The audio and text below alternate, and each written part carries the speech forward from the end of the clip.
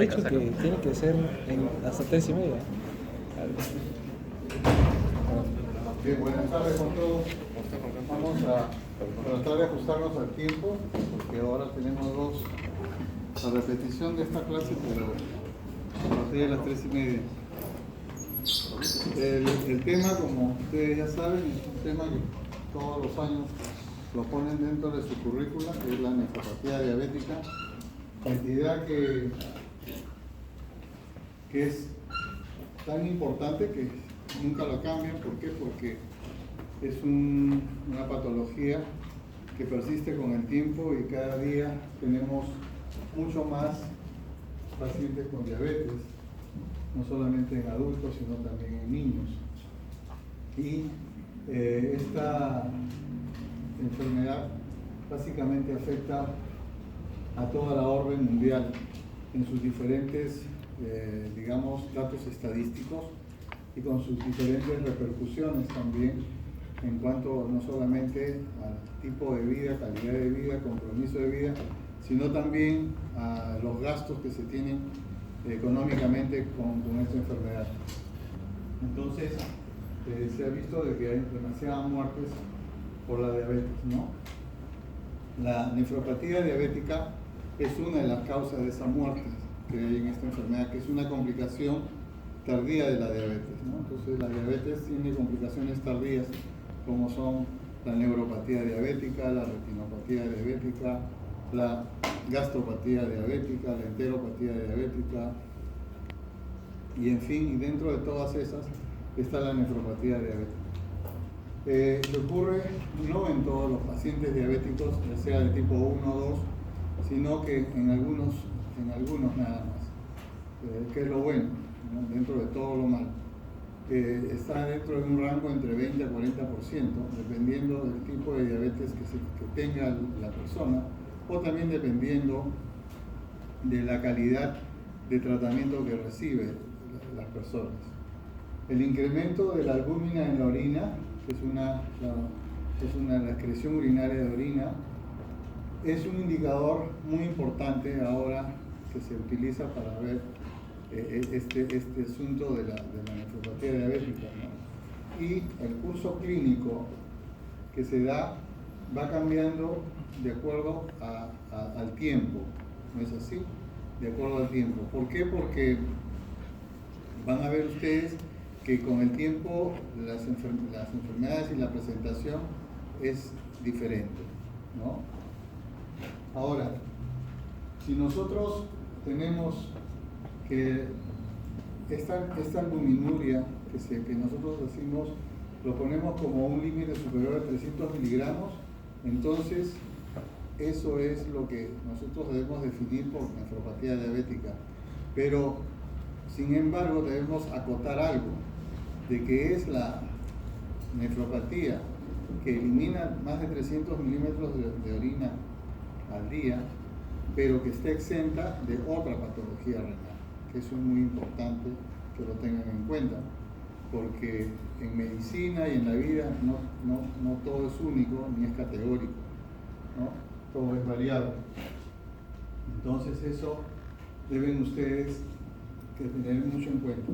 Por otro lado, esta enfermedad es muy común que se acompañe de hipertensión, que se acompañe posteriormente de una disfunción renal, o sea, la tasa de filtración glomerular va bajando, y tenga después una retinopatía, que es uno de los indicadores también de patología renal.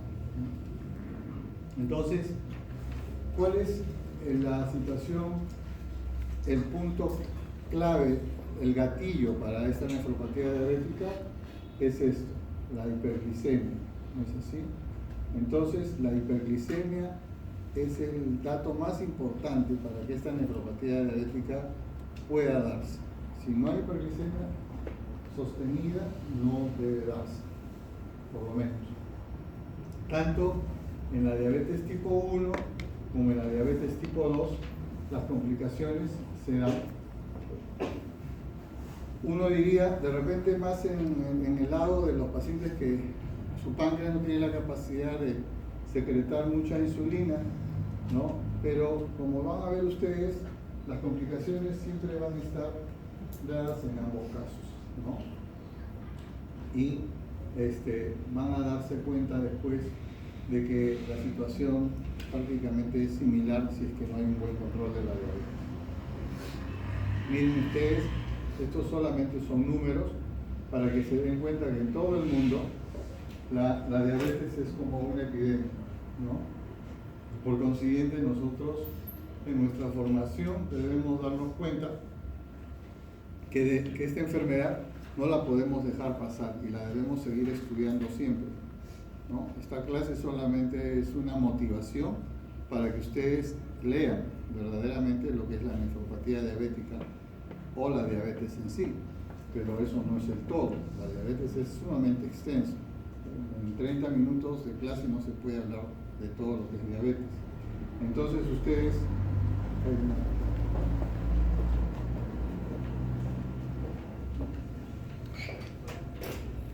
Me hizo recordar el otro visor.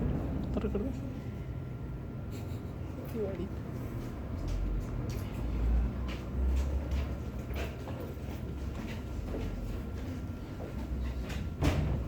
Entonces, van a ver cifras de distintos sitios del mundo, en Estados Unidos, en España, en Latinoamérica, en la India, donde hay una cantidad tremenda de población, pero todos tienen más o menos la misma tendencia estadística hacia lo que es compromiso del riñón y muerte, ¿no?, de la persona en determinado momento, normalmente por eventos cardiovasculares, lo que se da a pesar de que pueden estar recibiendo tratamiento de reemplazo renal.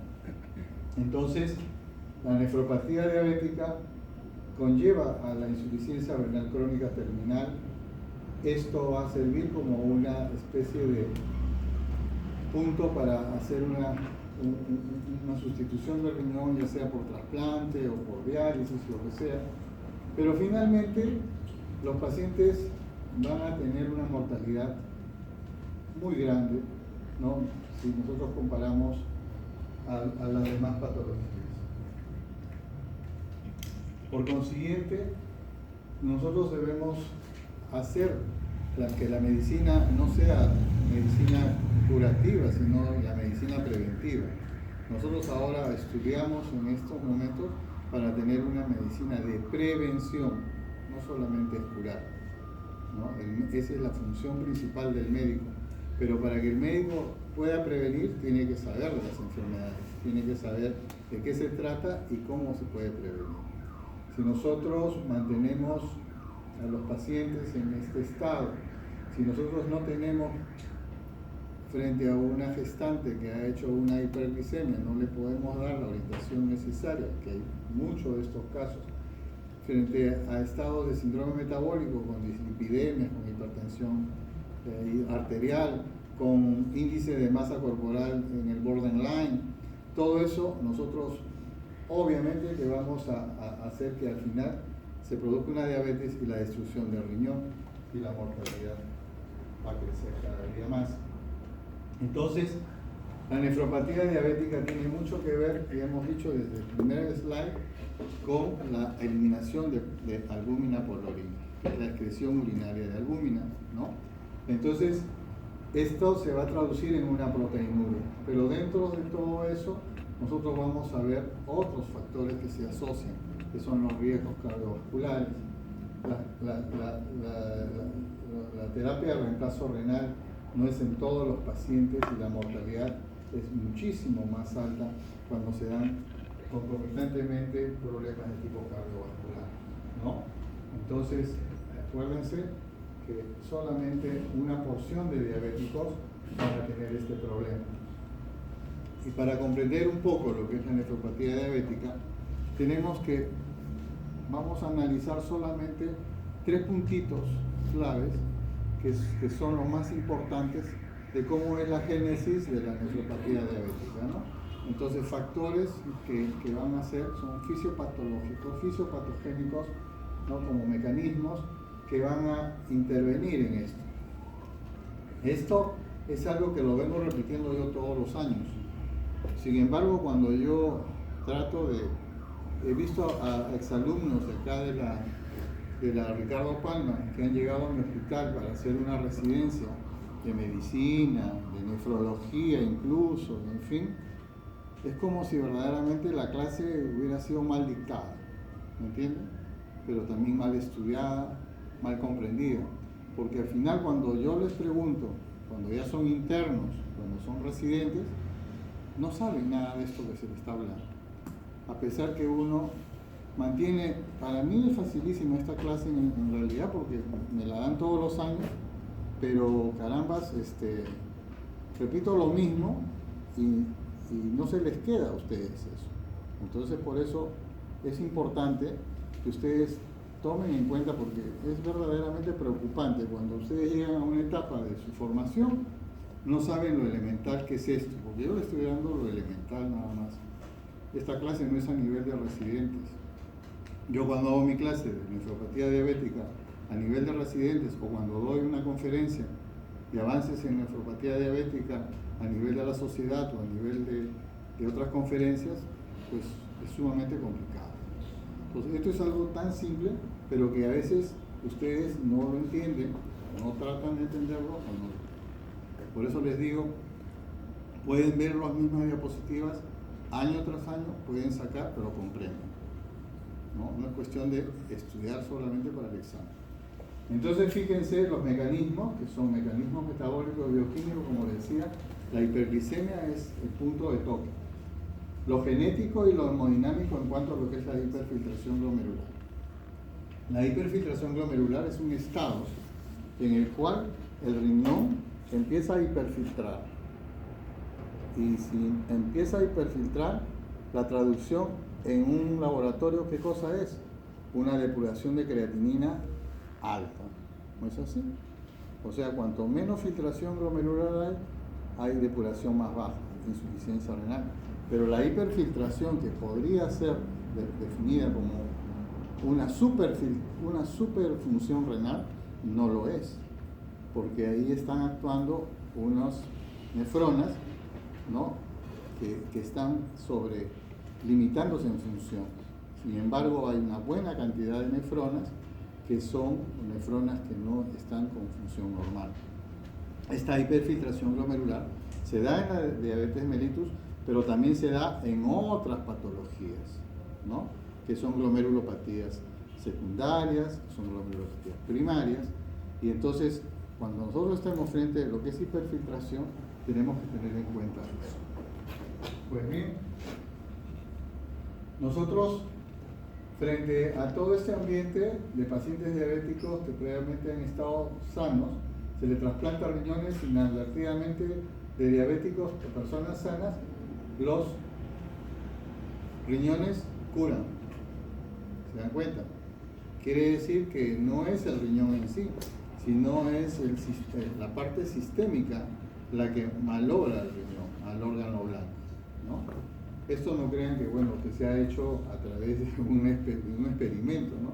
Sino que han sido cosas fortuitas, que es así como en vez de amputar la pierna izquierda, amputaron la pierna derecha, fue fortuito, el médico no guardó los procesos debidos.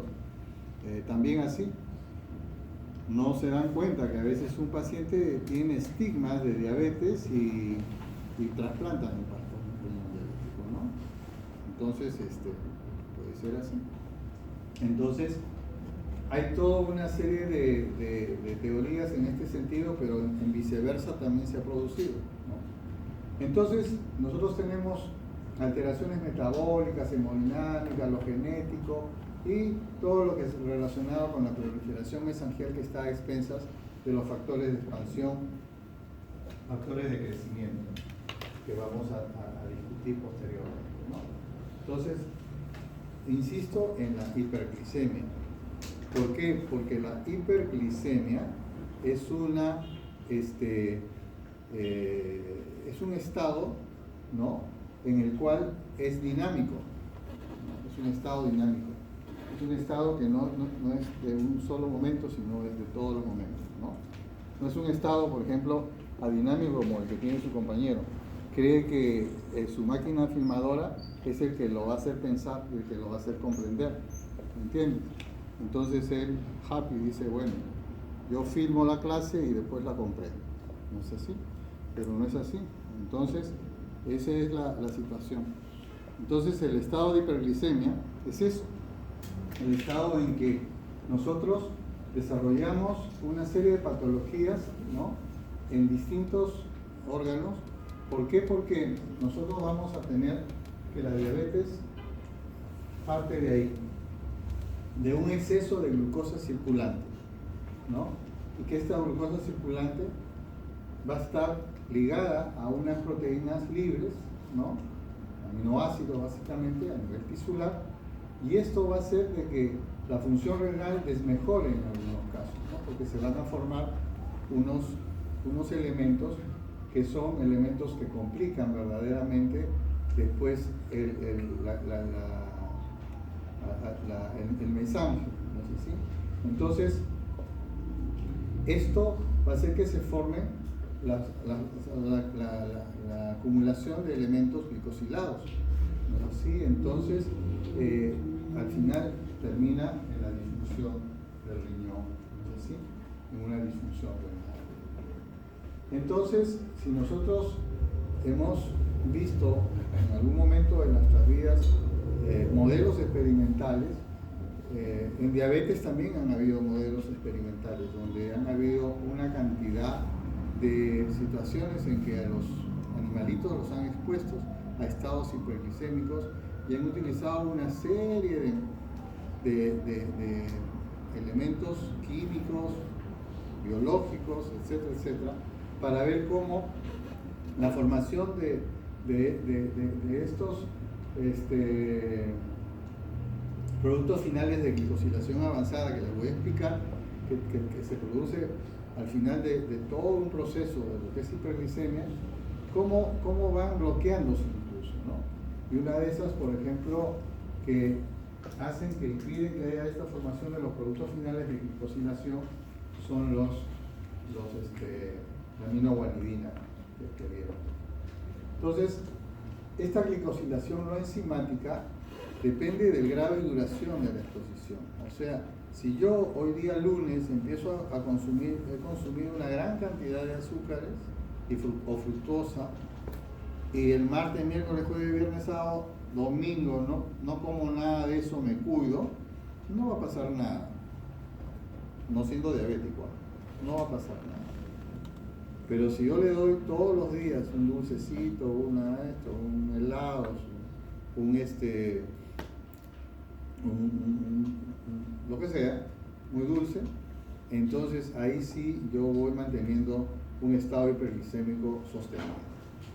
Ese estado hiperglicémico sostenido va a hacer que estas glucosas, por medios enzimáticos, que ustedes lo han estudiado y ojalá se acuerden, a través de lo que es farmacología y bioquímica, se produzcan unas cadenas peptídicas formando la base Schiff, que al final van a ser transformadas en lo que son los productos amadóricos, ¿no es así?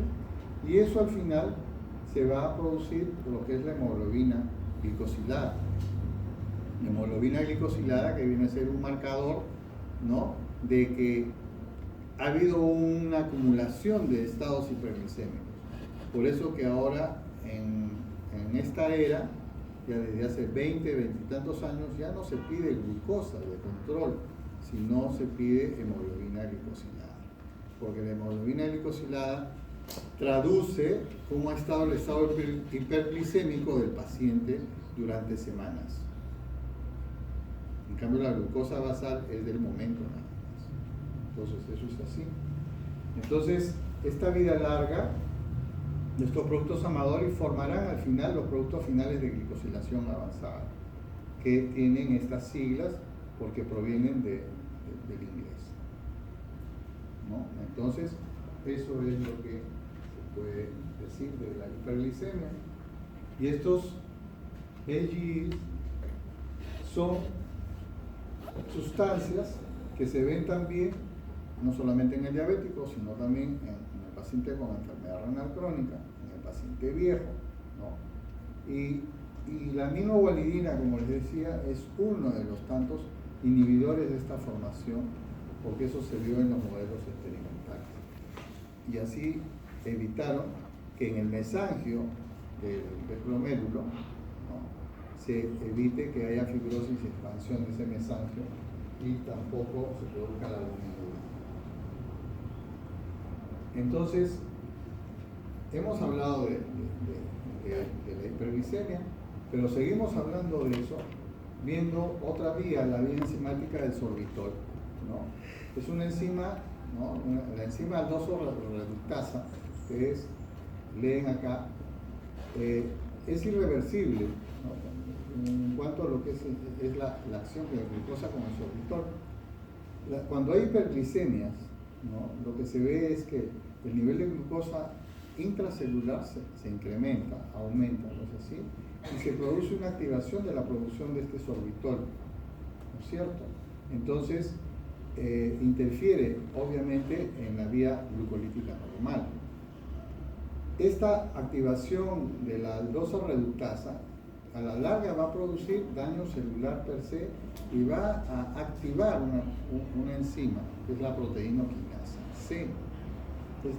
Esta enzima es altamente deleteria, como van a ver ustedes, porque produce gran daño a nivel de mesangio y también es la piedra de toque para que los factores de crecimiento transformantes también empiecen a activarse y obviamente se hipertrofia todas las células del endotelio. Entonces, al final van a ver también en toda esta vía enzimática un estrés oxidativo, ¿no?, y donde interviene obviamente el óxido nítrico. Entonces, tenemos un repaso: glucosa extracelular alta, glucosa intracelular alta, interviene la aldosa reductasa, aumenta el sorbitol, aumenta la osmolaridad intracelular y el mioinositol obviamente disminuye. Igualmente acá, para repasar nada más, exceso de glucosa, la aldosa reductasa se activa, la glucosa intracelular aumenta, ¿no?, y la osmolaridad obviamente también se incrementa, ¿no?, a través de toda esta vía. Entonces, todos los elementos que provienen de fructosa, de volumen de glucosa, son previsibles de que no se debe consumir en cantidad. Y no debemos dejar de lado el estrés oxidativo a través de los radicales libres, ¿no es cierto? Entonces, eso interviene. Esto es el círculo que se da y que debemos nosotros tenerlo siempre en cuenta para que estas complicaciones diabéticas finalmente no se den. Sin embargo, hay que estudiar un poco más sobre lo que es proteínoquinasa. ¿Sí? Y la proteínoquinasa, ¿qué cosa va a hacer? Va a alterar la fibronectina y el colágeno tipo 4, que está en la membrana basal. Y la membrana basal, el colágeno tipo 4, que también es un biomarcador, va a hacer de que las proteínas no pasen a través, o pasen, dependiendo cómo es el compromiso, pasen a través de la membrana basal. Entonces, la proteinuria es fundamental. Y a la larga, lo que va a hacer, va a alterar el factor de crecimiento transformante, lo que les decía hace un rato, ¿no?, produciéndose todo un cataclismo dentro de lo que es el glomérulo, ¿no?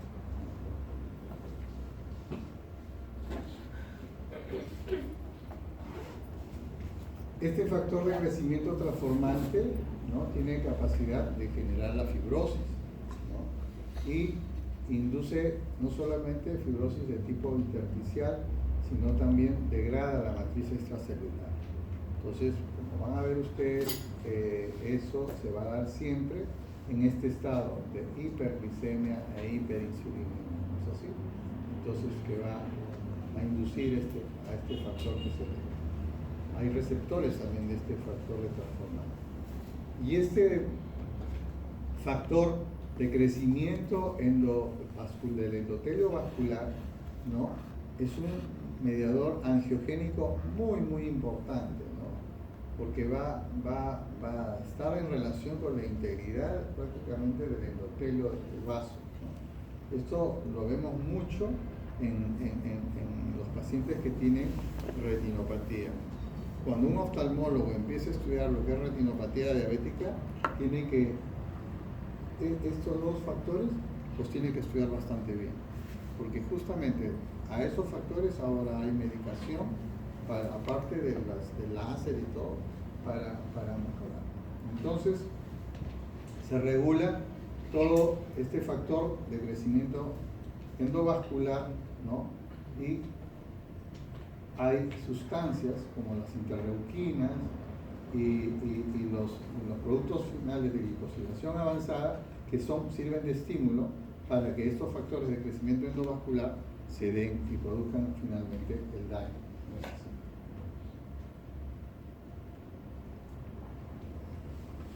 Bueno, esto es lo mismo casi, solamente era para decirles esto, de la neovascularización que se da. Pero fíjense bien, este es un glomérulo normal, las asas capilares bien delineadas, las células, ¿no?, del mesangio, del espacio de Bowman, todo este hay. Acá tenemos la membrana basal, el mesangio, todo. Okay. Pero sin embargo, cuando ya vemos una nefropatía diabética, fíjense cómo los capilares han desaparecido, básicamente estrangulados por el mesangio, ¿no? Fíjense, estos capilares ya no tienen esa forma redonda, sino están todas comprimidas, y fíjense esta proliferación mesangial, ¿no? Es preocupante. Entonces, eso es lo que se da finalmente a nivel del riñón. Y nosotros, cuando ya vemos los factores hemodinámicos, tenemos que tener en cuenta que hay un elemento muy importante que conforma el sistema renina-angiotensina-aldosterona, que es la angiotensina 2, ¿no es así? La angiotensina 2 que va a incrementar la liberación de la matriz extracelular, ¿no?, a nivel del colágeno de las células mesangiales tubulares. Entonces nosotros vamos a notar en esta patología que la angiotensina 2 tiene también un rol importantísimo, al igual que hace la vasoconstricción de la arteriola deferente, ¿no? Entonces, que hace que la disfunción renal se dé. Entonces, nosotros tenemos los mecanismos de hiperfiltración glomerular, tenemos una hipertensión intraglomerular, porque a través de la presión hidrostática intracapilar se da esta hipertensión intraglomerular por vasodilatación de la arteriola aferente y vasoconstricción selectiva de la arteriola deferente por la angiotensina 2, ¿no es cierto? Y esto hace que la expansión del mesangio por acúmulo de proteínas circulantes plasmáticas se den, engrosándose posteriormente la membrana basal glomerular, teniendo disfunción del colágeno tipo 4, y a la larga, al final, se traduce en la expresión final de esta nefropatía, que es la esclerosis glomerular, la enfermedad de Kidney-Wilson. Entonces, este sistema renina-angiotensina tiene mucho que ver, porque no es cuestión de que el sistema le da a cualquiera, sino a veces está asociado a los factores genéticos. Hay genes de determinados individuos que hacen que el sistema renina-angiotensina se comporte diferente, ¿no? Entonces, los efectos hemodinámicos ya hemos visto, esto es para recordar: el vasoconstrictor sobre las arteriolas deferentes y el incremento de la presión intraglomerular, que hace que la presión de filtración se vea alterada, produciéndose al inicio en una hiperfiltración glomerular. Y en el estado, en los efectos no hemodinámicos, ya tenemos que tener en cuenta todos los receptores AT1, AT2. Este es un cuadro que sintetiza eso, ¿no? Los receptores AT1, tanto en la parte hemodinámica, donde interviene la arteria deferente, y en el no hemodinámico, donde ya intervienen procesos inflamatorios o profibróticos. Dentro de esos está la interleuquina 6, el factor transformante beta. ¿No es así?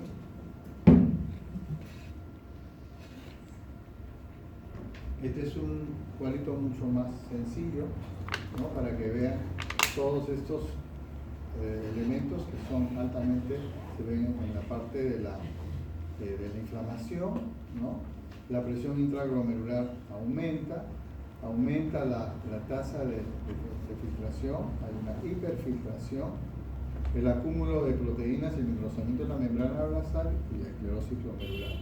Al final, la expansión mesangial que vieron ustedes. Y manteniendo esto, que es la constricción de la arteriola eferente por la angiotensina 2. No se olviden de eso. Por eso que cuando nosotros queremos tratar glomerulopatías o esta también, vamos a dar yecas, ¿no? Para que mejore eso. Esto es lo mismo. Cuando hablamos del factor genético, decimos que es tan importante como nosotros, ¿no es así? No es que no es el gen de la diabetes en sí, ¿no? Porque la diabetes se puede producir porque ustedes tienen un pariente diabético, papá, mamá, abuelo, hermano, lo que sea. Puede ser, sí, pero lo más común es porque ustedes tengan obesidad, tengan síndrome metabólico, por eso se desarrolla verdaderamente la diabetes en sí. Pero estos factores genéticos es de lo que se va a hacer de que se produzca la nefropatía diabética, ¿no? No se sabe de los diabéticos quiénes van a desarrollar nefropatía diabética. Hemos dicho que hay un 20 a 40% y el otro 60%, ¿quiénes son? Hay factores predictivos, hay algo que va a marcar, puede hacerse, todo está en estudio, pero nada está todavía definido. El día que se sepa eso va a ser una gran cosa, porque uno ya va a saber que ya su vida la va a terminar en diálisis o con trasplante renal, hay que estar contratando a alguien que le dé después un riñón o en fin, pero debe ser un suplicio también. Entonces, los portadores de lesiones, por ejemplo, en el intrón 4 del gen del óxido nítrico, como les decía, donde intervienen las vías de los polioles y todas esas cosas, facilita una disfunción endotelial, aumentando el riesgo de nefropatía diabética. Se han visto otros genes que están relacionados con el sistema renina-angiotensina, ¿no? Es el polimorfismo del gen de la enzima de convertasa, angiotensina. Esto ya no solamente es a través de la lesión, sino también de la inserción con deleción en el intrón 16, ¿no? Donde hay genotipos donde aumentan los niveles de angiotensina 2. Tenemos otras expresiones genéticas como son en el alelo 7, por ejemplo, que tiene este número, que tiene una región promotora de eritropoyetina que está asociado a la enfermedad renal crónica en la diabetes y que está asociado también a lo que es la nefropatía. Es decir, con esto que ha avanzado la ciencia, que se llama rastreo de genoma, o sea, el estudio del genoma humano, nosotros podemos, ¿no?, establecer qué regiones de cromosomas están identificables para decir que están ligadas a la nefropatía diabética, ¿no? Entonces, miren cómo ha avanzado la ciencia. Esto son conceptos generales que ustedes tienen que saber, ¿no? Y si les interesa, pueden ir leyendo poco a poco estas cosas. Esto empieza desde que hay observaciones simples, ¿no? Por ejemplo, observaba en una parte limítrofe de Estados Unidos a los indios Pima, ¿no? Entonces estos indios tenían una cantidad tremenda de pobladores diabéticos y que tenían padres, hijos, nietos, en fin, todos diabéticos. Y veían que de 2 padres que eran diabéticos, 46% más o menos tenían un hijo que iba a tener después nefropatía diabética, de un padre o ninguno también tenía. O sea que de todas maneras iba a haber esa disposición. Gemelos con diabetes tipo 1 y nefropatía, el 72% de riesgo acumulado y sin nefropatía 25%. Yo en el centro de diálisis que tengo, por ejemplo, yo dializo a dos hermanos, ¿no? Dos hermanos que son gemelos diabéticos, dos hermanos, que han entrado así coincidentemente casi en el mismo año a terapia de sustitución renal. Y también dializo a dos hermanos diabéticos, pero que no son gemelos, sino tienen una brecha más o menos de 3 años, que el menor ha entrado más rápido a diálisis que el mayor, ¿no? Pero han entrado a la larga. Sin embargo, sus padres, que son diabéticos, no han entrado a diálisis. No han entrado a diálisis, para que vean lo caprichoso que es la evolución de estos pacientes. Entonces, y eso, ¿por qué? Porque si uno habla de esos pacientes, cada hermano que hay tiene una historia diferente, ¿no? Tiene una historia, ¿por qué? Porque uno es más indisciplinado que el otro y eso lo demuestra incluso con su concurrencia a la diálisis, con el control de su tratamiento, con todo, ¿no? Entonces, eso implica de que más rápido hubo la formación de estos productos de glicosilación avanzada en uno que en el otro, porque se cuidó mejor uno que otro. Entonces, ese es el tema. Entonces, hay muchos polimorfismos genéticos, definitivamente, que todavía no está bien explicado. Si nosotros mantenemos, por ejemplo, una visión panorámica de lo que es la nefropatía diabética, nosotros mantenemos a los pacientes en un camino, en una vía con normal filtración glomerular. Al final va a reducirse la función renal en un tiempo, que no se sabe cuánto tiempo, ¿no es así? Pero que es impredecible, que puede ser como no. Pero si nosotros tenemos dentro de estas vías, la vía con albúmina en orina, entonces puede ser que de normoalbuminuria pasó a la micro y después revirtió, o de ahí pasó a la macro y por esas cosas a veces pasan a la micro. Ahí sí es casi seguro de que la evolución a la insuficiencia renal es cierta. Y esto ya induce a la enfermedad terminal renal. Entonces, si nosotros vemos todo lo que hemos hablado, por ejemplo, como algunos biomarcadores, si nosotros tenemos un seguimiento, un control de la glucosa, un monitoreo de la glucosa en sangre, si nosotros tenemos en el primer minuto, en los primeros minutos o instancias, los primeros días, la glucosa en sangre alta, la glucosa sérica nos puede servir, ¿no es cierto? Sin embargo, tenemos otros marcadores como por ejemplo la albúmina glicatada, ¿no? Que se da, que traduce hiperglicemia en el término de 1 a 2 semanas, ¿no? O la fructosamina, pero la que más se usa es la hemoglobina glicosilada, que es la que traduce, ¿no? Como marcador hasta de 3 meses más o menos la cantidad de estados de hiperglicemia que se da, o de glicemia, no de hiperglicemia, sino de glicemia. La hemoglobina glicosilada, su valor normal es 5.5, ¿cierto? Entonces cuando ya tenemos 5.8 o 6 ya es una hemoglobina glicosilada alta. Eso sirve tanto para el diagnóstico como para el seguimiento de los pacientes. Si ustedes tienen un diabético que tiene hemoglobina glicosilada 5.5, paren la mano con el hipoglicemiante, porque eso no digan estamos happy, que está muy bien, no, al contrario, eso significa que ese diabético ha estado muchas veces en estado hipoglicémico, ¿no? Y entonces el estado hipoglicémico es bastante más riesgoso que el estado hiperglicemia. Nos fregamos porque ya son 3,5. Entonces estos otros biomarcadores, que son proteínas, que son sensibles cuando la cistatina C, por ejemplo, que es una proteína que se puede dar básicamente a nivel que mide la tasa de filtración glomerular, la transferrina y el colágeno Cuas.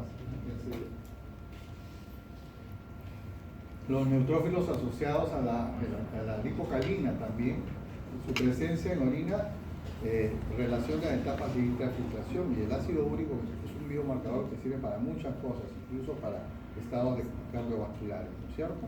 Entonces, siempre es bueno tomar siempre un ácido úrico en los pacientes. Las interrogantes podrían ser, a ver, ¿cuál es el valor usado para definir como normal la albuminuria? ¿Cuál sería la nomenclatura asociada? ¿No es cierto?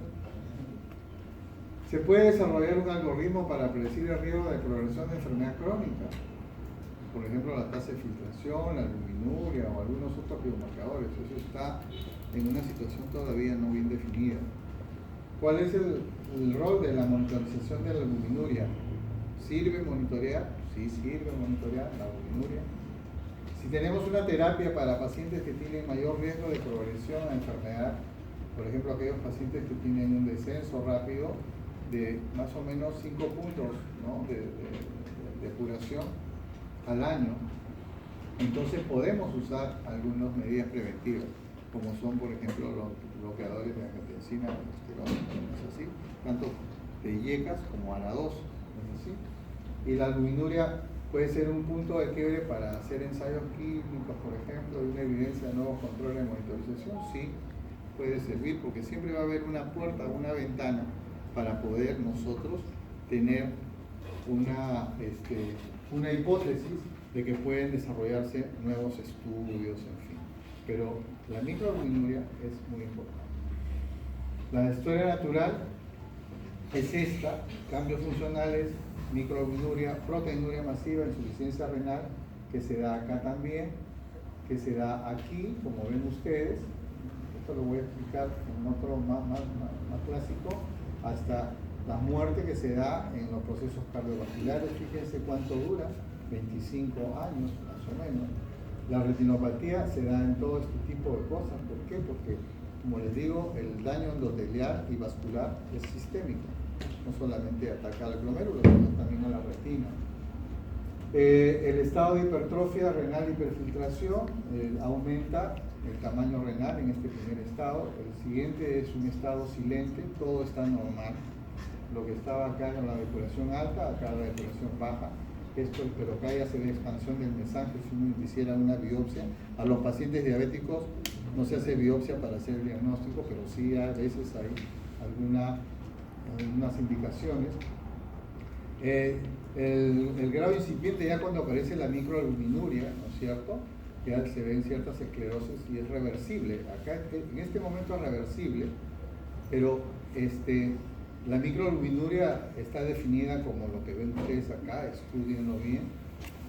La nefropatía establecida ya cuando hay una proteinuria por encima de los 300 miligramos, o ya no es micro sino macro, y aquí es el punto crítico, ¿no? Es ya irreversible cuando se entra acá, ¿no es así?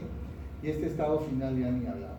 Entonces, en este estado de hipertrofia intervienen la hiperglicemia, los productos de glicosilación avanzada, y hay una expresión de las moléculas no habitadas, ¿no? En el estadio 1 hay hipertrofia, en el estadio 2 la lesión, ya los signos clínicos prácticamente se han normalizado. En ese estadio, por ejemplo, podemos ver a la microscopía electrónica algunas lesiones, pero no a la microscopía no electrónica. Entonces hay ciertas lesiones típicas, lesiones inespecíficas asociadas también a la edad, que pueden confundir con una lesión de nefropatía diabética, pero sin serlo, ¿no es cierto? Esta excreción urinaria de albúmina puede estar presente desde el inicio del diagnóstico del paciente, porque a veces uno no sabe desde qué edad lo ha agarrado. Los pacientes microalbuminúricos tienen cambios morfológicos y la proteinuria evoluciona. Entonces, cuando nosotros veamos, nosotros tenemos que ver el mesangio se esclerosa, cuando hay reducción de nefronas funcionantes y hay una microalbuminuria con hipertensión arterial. ¿No es así? Entonces, los años de evolución, como ustedes han visto, son todos estos, filtrado, y la afectación renal significativa se da cuando aumenta la aparición ya de la nefropatía. Entonces, esta microalbuminuria viene a ser un marcador predictivo de la nefropatía clínica. Eso tengan bien claro acá. Por eso que insisto. Por eso que insisto en esta diapositiva, lo estudien, porque es fácil de estudiarlo. Y también el screening, eso no vale la pena que lo estudian también, y esto sí es importante. ¿Cuándo deben referir al nefrólogo a un diabético? ¿No es así? Entonces, cuando la diabetes ya está dando microalbuminuria por encima de 300 miligramos, y hay que darle el trabajo al nefrólogo. Cuando el incremento de albuminuria se da a pesar de que está dando un tratamiento de prevención o de inhibición de la albuminuria. Cuando la hipertensión no es controlada, a pesar de que se le está dando un tratamiento ideal porque es una hipertensión resistente. Cuando hay una insuficiencia renal en el estadio 3, una depuración por debajo de 30. Cuando se sospecha de enfermedad renal no asociada a diabetes mellitus, por ejemplo, ya que existe de repente una microhematuria con dismorfismo, unas enfermedades autoinmunes, esta es una de las posibilidades para hacer biopsia renal. Presencia de hipercalemia o deterioro de la función renal tras el tratamiento de las IECAS, ¿no? Y la anemia renal cuando se ha descartado otras causas de anemia, porque puede haber anemia, puede ser otro tipo de anemia y no necesariamente eso. Entonces, esta nefropatía de estadio 4, ya nosotros tenemos macroalbuminuria, hay hipertensión arterial, hay proteinuria ya importante y la retinopatía es casi sine qua non. ¿No es así? Entonces, nosotros lo que tenemos que ver es que vamos pasando. La expansión de este mensaje y el conocimiento de la membrana va a ser con diagnosis arteriolar, ya básicamente se da. Que al final se transforma en esto. Estos son nódulos esclerosados, estos son escasos rezagos nada más de algunos capilares. Fíjense el mensaje cómo ha sido ocupado por todo, incluso el espacio de Bowman, que se ve todo contraído. ¿No es así? Entonces, esto es lo que al final podemos verlo nosotros como lo que se llama la esclerosis con atrofia también del intersticio, ¿no es así? Entonces esto se traduce en que toda esta cantidad de años con proteinuria se da. Al final esta es la enfermedad de Kinsterwood, se traduce en síndrome nefrótico. ¿Ok? Entonces el paciente en insuficiencia renal ya presenta un montón de síntomas que van a llevarlo a la insuficiencia renal y al tratamiento de reemplazo. Entonces, esto sí es una gráfica que tienen que saberla ustedes. Fíjense, la primer estadio, hay hiperfiltración, la filtración normal es hasta 120, casi a 140, 150. Después va bajando, este es el estadio 2, silente, todo ok, todo está normal, pero si nosotros tenemos microscopía electrónica, sí vamos a encontrar problemas acá. Y la depuración va bajando y la secreción de albúmina va subiendo hasta tener síndrome nefrótico, ¿no es así? Entonces, y esto es lo que al final lo vamos a traducir en la histología como kinestesia. Entonces, estos cambios histológicos que nosotros vemos, ya lo hemos repetido, todo lo que es expansión mesangial, terminización de arteriolas, estado de hiperfiltración y la fibrosis glomerular intersticial. Acuérdense que la nefropatía diabética no solamente tiene componente glomerular, sino también tiene componente intersticial. ¿Okay? Eso es muy importante, que está traducido por la atrofia tubular, ¿no? Que va a dar el fallo renal.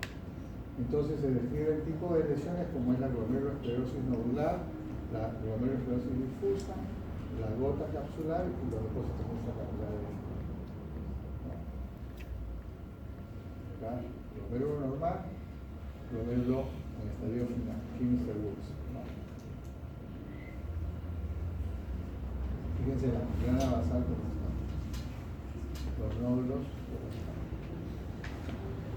Entonces la terapia siempre en función a la glucosa Las sobrevidas se dan cuando la proteinuria es severa, cuando hay microalbuminuria, con mejor sobrevida, y ni hablar cuando hay normoalbuminuria, la sobrevida es importante, ¿no? Esta es una gráfica de Kaplan-Meier para ver sobrevivir, ¿no es así? Bueno, estos son diferentes estudios que ustedes lo van a estudiar solamente para cultura. Revisen estos estudios. El estudio HOP es muy importante, cuando uno estudia hipertensión, diabetes. Después van a ver cómo el riesgo de la diabetes, de acuerdo al índice de masa corporal, también es importante, ¿no? El tabaquismo es un factor deleterio para lo que es diabetes. El control glicémico, ustedes lo van a ver acá. La dieta es básica para esto. No todos los antidiabéticos orales deben usarse porque están contraindicados en algunos grados de nefropatía y de disfunción renal, y también como la insulina intraperitoneal cuando el paciente está en peritoneo diario, ¿no? La restricción proteica en la dieta, lo subrayo así porque es importante.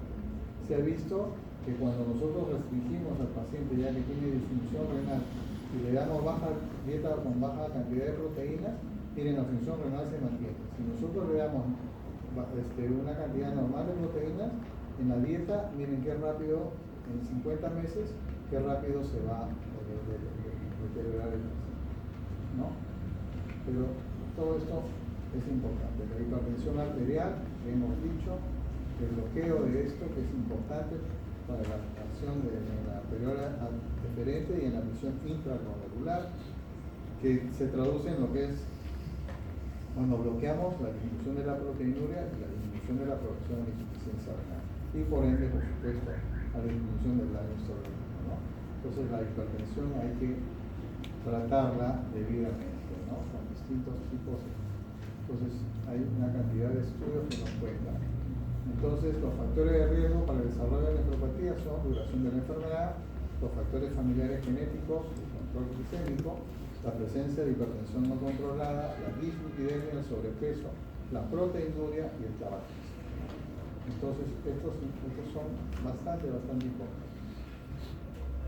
Modificar el estilo de vida es nuestra obligación de que el paciente tenga eso, el control de la presión arterial y el control de la dislipidemia, por supuesto, partiendo de esto, el control de la glucosa. Los screenings que hay que hacer anualmente, tanto a los pacientes diabéticos 1 como pacientes diabéticos 2. Hay que confirmar estas pruebas con otras complementarias, ¿no? Y los puntos claves para el tratamiento se dan acá. Los antiagregantes plaquetarios son importantes, sí, son importantes también, hay que usarlos. La cirugía bariátrica y la diabetes mellitus también es importante porque se ha visto que los pacientes cuanto menos obesidad tienen van a desarrollar menos diabetes, así que si son pacientes con una obesidad mórbida, su banda o su transposición, ¿no? Ahora lo hacen muy bien. Eso es todo. He corrido algo porque nos hemos pasado 15 minutos. Gracias. ¿Alguna pregunta? Todo bien.